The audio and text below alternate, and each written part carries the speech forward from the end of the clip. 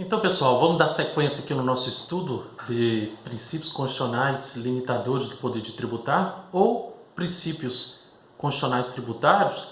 Agora a gente vai falar um pouquinho sobre o princípio da isonomia tributária, que alguns preferem chamar de princípio da igualdade. Esse princípio ele tem sua previsão na Constituição Federal lá no artigo 150, inciso 2º. Mas ele também se apresenta na sua forma geral, eu chamo de princípio da isonomia, lato sensu, ou princípio geral da isonomia, lá na Constituição, no artigo 5º, onde assegura a igualdade de todos perante a lei.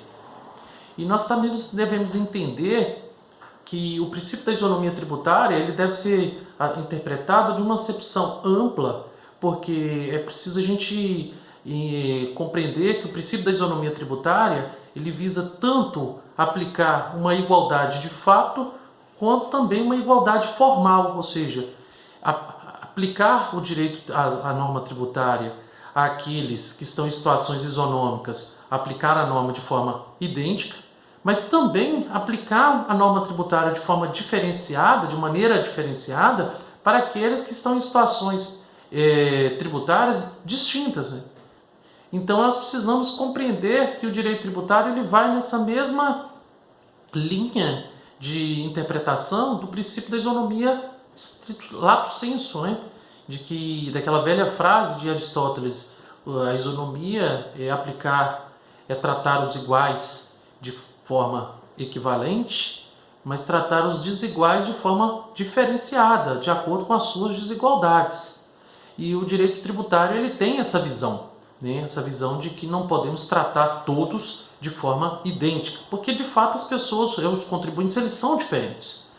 Então o princípio da igualdade tributária, que está no artigo 150, inciso 2º da nossa Constituição, que é o chamado princípio da igualdade tributária, ou isonomia tributária, ele diz que é vedado à União, aos Estados, ao Distrito Federal e aos municípios dar tratamento diferenciado aos contribuintes que estão em situações tributárias idênticas ou equivalentes. Eu não posso dar um tratamento, União, Estado, Distrito Federal e município, que são os entes federativos, eles não podem dar tratamento diferenciado quando for estabelecer normas tributárias, criar tributo, normas regulamentadoras. Não podem tratar pessoas que estão em situações equivalentes, eu digo contribuintes, que estão em situações equivalentes não podem ser tratados de forma diferenciada.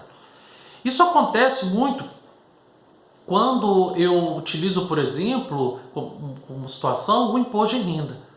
Se você pegar duas pessoas que trabalham no mesmo local, que recebam mesmo valor, vamos imaginar, eu tenho um gerente de um banco que ganha, por exemplo, 10 mil reais, e o gerente que é seu amigo lá do mesmo banco, que também ganha 10 mil reais, se a gente for avaliar esses dois gerentes, o gerente A e o gerente B, que trabalham na mesma instituição, tem a mesma remuneração, que eu coloquei aqui 10 mil reais, você vai perceber que a alíquota do imposto de renda para esses dois gerentes vai ser a mesma. Aí, quando a gente fala de aplicação da mesma alíquota do imposto de renda, porque nós estamos falando da igualdade formal. Perante a lei, eles têm que ser tratados de forma isonômica, porque eles estão em situações tributárias isonômicas.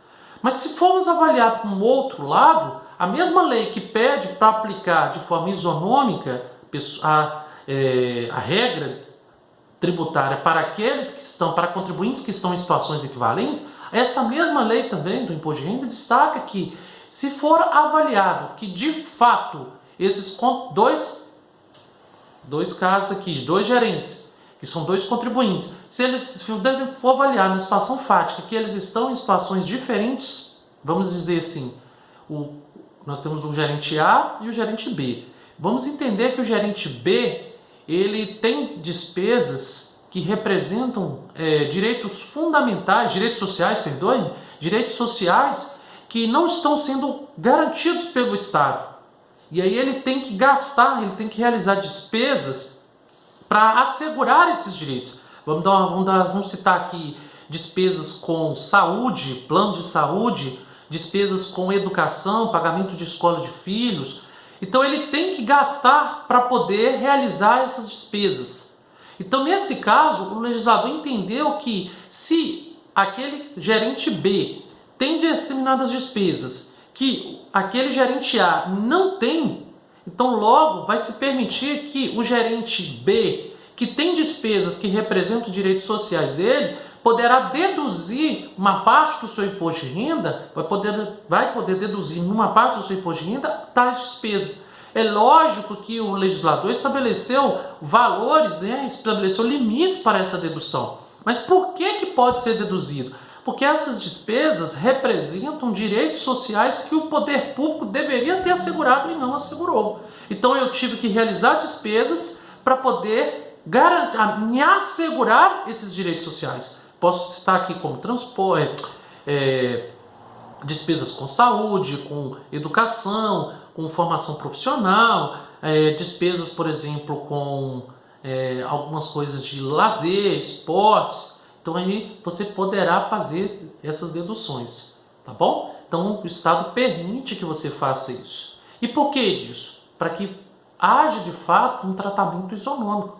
Porque se A não tem despesas, mas B tem determinadas despesas que podem ser tributadas, que podem ser deduzidas, então logo você vai ver que entre eles não há um tratamento, não há vamos dizer assim, uma certa equivalência. Por quê? Porque eles possuem situações fáticas distintas, em que pese na hora de se cobrar o tributo, eles terem um tratamento isonômico, mas no momento futuro, o legislador permite que esse que tenha despesas possa fazer essas deduções. Isso mostrando que o direito tributário preocupa-se com a isonomia de fato, e não só a isonomia formal, que é a isonomia que a gente diz aí perante a lei, tá bom? Então daqui a pouquinho a gente vai falar no próximo vídeo sobre os subprincípios da isonomia, que são princípios constitucionais, eu costumo chamar de subprincípios, que são oriundas do princípio da isonomia, tá bom? Então nos próximos vídeos a gente vai falar sobre o princípio da não diferenciação, da capacidade contributiva, vamos falar do princípio do não concessão de privilégios, vamos falar também do princípio da interpretação objetiva do fato gerador e do princípio da uniformidade geográfica.